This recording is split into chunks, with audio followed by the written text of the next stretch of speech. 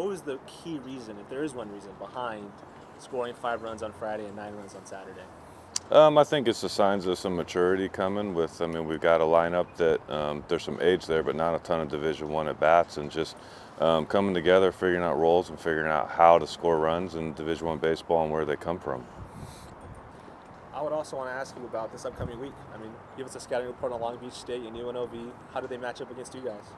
Yeah, Long Beach is coming off a tough weekend and opening their conference, so I'm sure they're going to be ready to turn things around on their end tomorrow, and playing in a park like that's pretty big and not quite as offensive. You're going to have to play clean baseball, and the game's going to be won in the infield one way or another, and then a big road series at Vegas that at this point, the way the league is, every single weekend is going to be big. If it's a Mountain West game, it's going to be a big weekend. So to win a championship, you got to take care of things on the road. So we're excited to get to Long Beach and then keep going to Vegas. I think Vegas was the regular season champion last year, right? Correct. How much did they return from last year?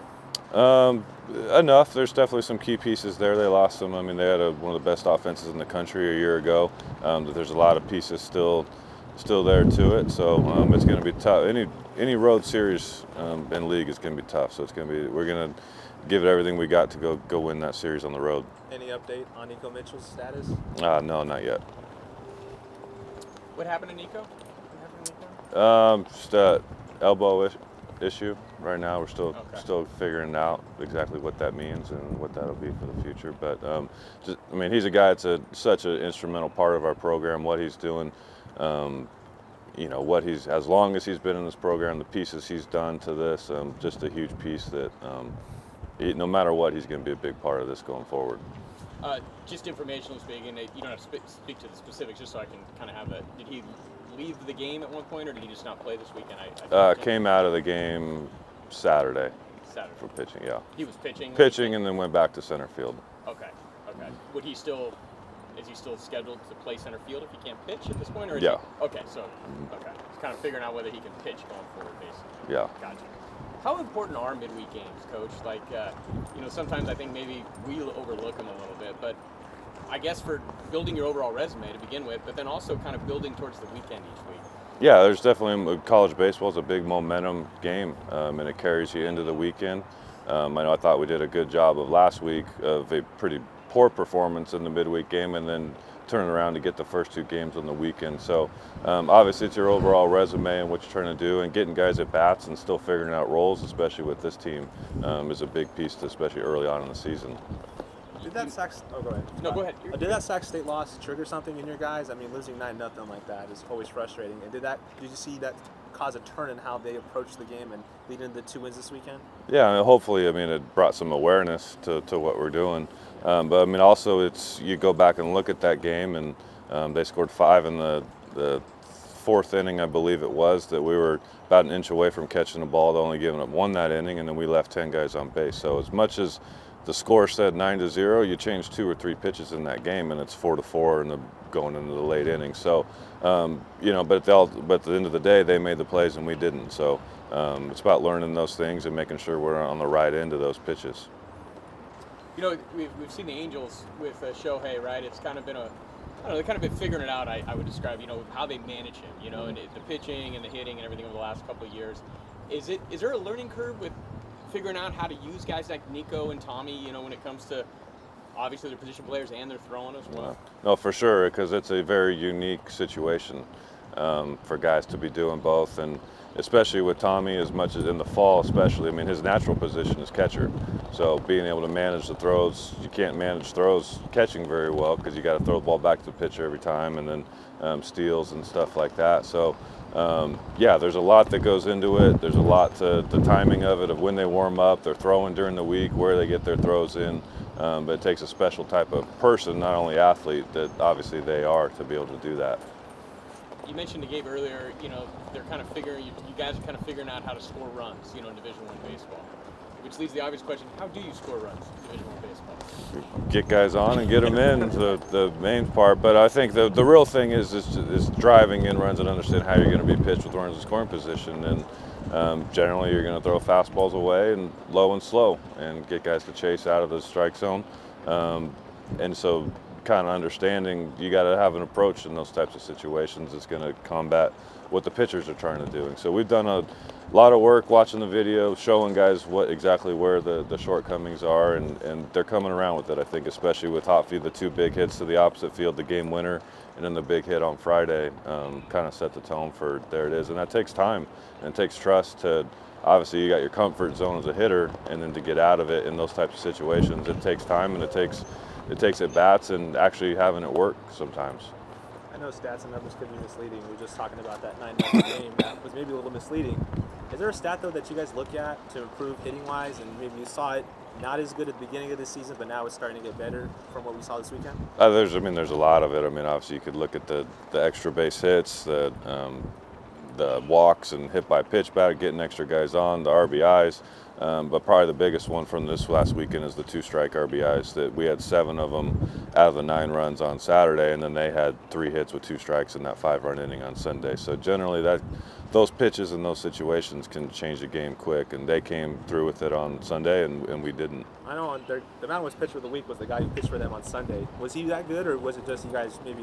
From Saturday? Definitely. Had the best numbers in the league. Him and Roman both were at the top of the most every category in the league, and he did a great job of, definitely found his changeup there with the heavy left-handed lineup that we had. He found his changeup that he hadn't used that much to that point in that game, and that's definitely what got him through it and into the 8th inning and pitched as well as he did. Definitely credit to what he did for sure. I was just curious if it was him or maybe you guys from the game before with emotionally draining, playing 9 innings like that. I wasn't sure if maybe there was a layover on Sunday afternoon. Yeah, no, I don't think that was as much as he did a really good job, and I think we were ready to play and understood the importance and got beat. Coach, since I got you, I'm curious to get your opinion. You know, you're a catcher, you're a pitching coach, you've been a pitching coach. What do you think of the pitch clock? And I mean, I noticed out here the game is really moving. Do you think it's a positive thing for the game? Yeah, I think it's good. I think it keeps the game moving. I think naturally we're a program, we want to work fast anyways. So it really doesn't come into play that much. It's kind of, especially now with the technology of getting the pitches in on the wrist, that way with the pitch comm, there's not as much messing up signs or asking for signs again. That part's pretty simple. So I like it. I think it keeps the game moving. I think the part that's just hitters need to understand that naturally they want to wait for the umpire or wait for the pitcher to get on there. Now you're more playing to the clock. And, I think you've seen some videos go viral online of some spring training ones where a guy gets rung up for it, but ultimately hitters will figure it out. That they got to understand to just get in the box and be ready. And I think most of the complaints come from people that aren't necessarily in the game and playing with it, but I think just like any other thing, the game will adapt, and I think it's a good thing for the game moving forward. Forgive me for not knowing this. You know, how they have no shifts now in the big leagues. Is that here too as well? No, not yet. Okay, I'm so sure it will be at some point. You yeah. could do a shift. Yeah. Do you incorporate shifts at all? Yeah, we do it every now, and it's got to be pretty extreme. I mean, when there's a guy that's pretty, usually a left-handed hitter, send the third baseman over, especially with 2 strikes, and just kind of playing the numbers of trying to cover the most ground where the ball's going to actually be hit. Final question. Just I know the weather's been strange for Fresno, but the calendar is kind of turning. You know, we're winding down March Madness here, and kind of starting to feel like baseball season with Big World Baseball Classic. Is it kind of fun knowing that we're hitting that that springtime opening day in the big leagues, and when you guys are going to really start amping up here? For sure, and it's definitely when the weather starts getting warmer and seeing more 70s and 80s, and then all of a sudden those are going to blow by us, and it's going to be the 90s and 100s again. But yeah, when the weather starts changing, that's when it really still starts to feel like baseball season, when the big league season gets going, which we're already a third of the way through our season. But it's definitely college teams evolve as the season goes on, and who you are in February and March isn't necessarily who you are in May, and it can be good or bad. Sometimes teams come out hot early and then falter off. So it's about playing your best at the end and being at the top of the league, giving yourself a chance to play in the postseason. Bobby, to have the kind of weekend that you had, I think you had 7 hits over 3 games. I mean, what were you seeing at the plate, and what led to your production? There's a lot of stuff going on offensively as a team that we wanted to work on. A lot of things to work out. So we talked with our coach, making sure we get our approach right, trying to just hit something hard, trying to get line drives and runners in. And luckily the approach worked. And your team's ability to drive in runs with 2 strikes and 2 outs was on display Saturday. What goes into having that kind of approach in probably the most adverse batting situation possible? I think the biggest thing is just relaxing and honestly trusting my team. to get them in. You know, just try to do your job, whatever the situation is at hand, and hopefully your team has your back and get the job done. What was the energy in the dugout on Saturday with that come from behind win? Oh man, it was awesome. It's I was saying after the game, it's a kind of game that you dream playing, kind of a game that you live for as a kid. You know, coming back, taking the lead, losing the lead, coming back again. Tons of energy, and it was really exciting to be a part of. As you've won 2 out of the last 3 Mountain West series, what's your mindset going into this weekend against UNLV? Just trying to do the same thing, you know, not trying to do too much, trying to keep our pitching the way it's been. I think we've been doing a great job with that, and then keeping our hitting rolling. What are the challenges that your team faces playing on the road, and how do you hope to overcome those challenges this week? Well, it's playing in Fresno is a big home field advantage. You know, we got great fans and stuff, and sometimes that can be a challenge, but we travel well, and I think just having the confidence in ourselves to get out there and get a win against big teams. Last year you were kind of a platoon guy, you know, you saw some time in starts, but mostly, you know, coming off the bench. Now that you're a starter, how have you taken on that role, and have you seen other guys take on that role too? Yeah, I think the biggest thing is just trying to lead by example. You know, I'm not one of the older guys. I'm not one of the, you know, I wouldn't say I'm the best player on the team or anything like that. So I'm just trying to lead by example and work hard, and hopefully, you know, team follows suit. Jack, to take on the role that you have this year as a freshman, first of all, what does it mean to you to have the confidence of Overland, and how do you approach that, coming in the 8th inning and trying to get a setup opportunity like you did on Friday? You know, it's just trusting the guys behind you. Overland trusts me, and I trust the guys behind me, my defense. I trust Buck a lot. Buck's been a big help to me so far. Coming as a freshman, and you know, it's not easy going from high school to college, and you know, Buck's definitely helped the transition be a lot smoother, and so is Overland. And the guys behind me make great plays. Who recruited you the most to Fresno State when you were at Tulare Western? Definitely Overland. Overland was a big part in getting me here. And how was that relationship with you and Overland started? How did you start talking to him, and I guess what's it like to have him as a head coach? Maybe when you first committed, you didn't think he was going to be your head coach. Yeah, so Overland started talking, we started talking my junior year, and after that we kind of stayed in touch, and to have him as a head coach, you know, definitely was a little bit of a surprise coming in here, but I think he's been great, and I think he's going to continue to do a great job with the team and the program as a whole for the next, you know, how many years he wants to be here. Any help from the veteran guys in this staff?